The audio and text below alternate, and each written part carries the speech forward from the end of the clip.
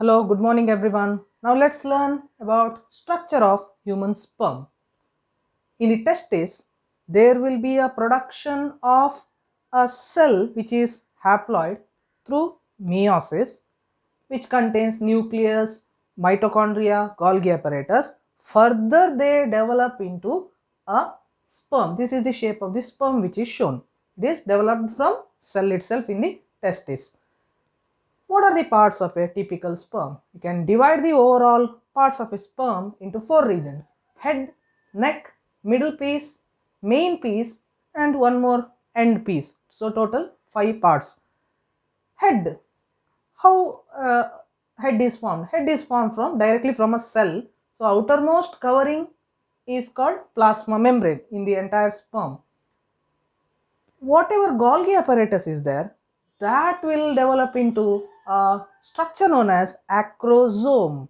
Acrosome is filled with hydrolytic enzymes like proteinases, hyaluronidase. What is the role of these hydrolytic enzymes? During copulation, when the female egg comes in contact with the sperm, sperm, in order to penetrate into the egg, it will be making use of its acrosomal enzymes, which has got hydrolytic property. Next, there is presence of nucleus. Nucleus in the sperm will be having paternal chromosomes only. About 23 chromosomes will be present, not pairs, haploid chromosomes. So I have indicated it as N. There is a neck which connects head with the middle piece. Neck contains two important structures called centrioles. Proximal centriole, which is near to the nucleus; distal centriole, which is below the proximal centriole. What is the role of centriole? Centriole has the capacity to produce spindle fibers. These spindle fibers can help in segregation of chromosomes, especially when sperm penetrates into the egg. Its head and till proximal centriole, sperm will enter into the egg, where proximal centriole will produce the spindle fiber and it will help in the segregation of chromosomes in the ovum or the egg which is been arrested.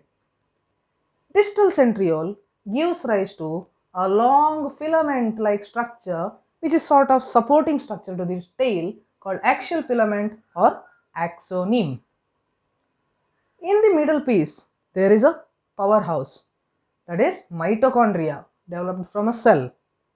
These are in the form of mitochondrial sheaths. They generate ATP so that there can be movement of sperm. There will be movement of sperm. Many mitochondria will be there. After penetrating into the egg, only the genetic material is transferred. Rest everything degenerates, including mitochondria degenerates. So in a newly born individual or a child, father's powerhouse is not transferred. Only that child will be receiving mother's powerhouses. Then there is an axial filament, as I said, which comes in the main piece, and the end piece doesn't have a protoplasmic sheath. This is the covering is called protoplasmic sheath. If it is absent, at the tip it is absent, it is called end piece. Now, how does sperm moves during copulation? A single ejaculation of sperm into the female reproductive tract will be releasing about 200 to 300 million in a single ejaculation. Unlike females will be producing one egg at a time. Even though 200 to 300 million sperms are released, million in the sense 6 zeros, only one sperm will be fertilizing the egg. In that, in order to fertilize the egg, a sperm must have normal fertility. 60% of the sperm in an ejaculation must be having normal size and shape. This is the normal size and shape.